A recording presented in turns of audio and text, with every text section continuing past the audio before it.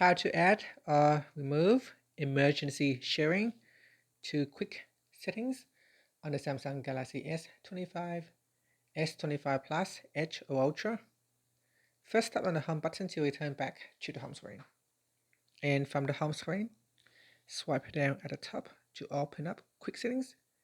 In here, tap on the pencil icon. Next, tap on the edit button. Then we go down to the available buttons section and swipe across. Swipe across until you find emergency sharing and tap on it, and it will be added to your quick settings panel.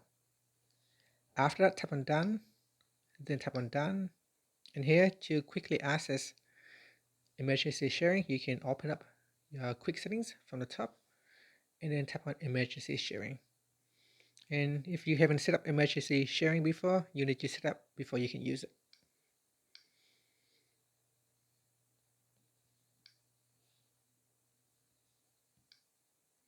And then you can tap on the start button.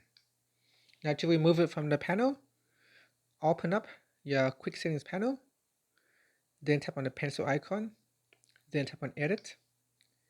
After that, we scroll down and tap on emergency sharing, tap on the remove button, then tap on done, then tap on done. And that's it. It is now removed from the quick settings panel.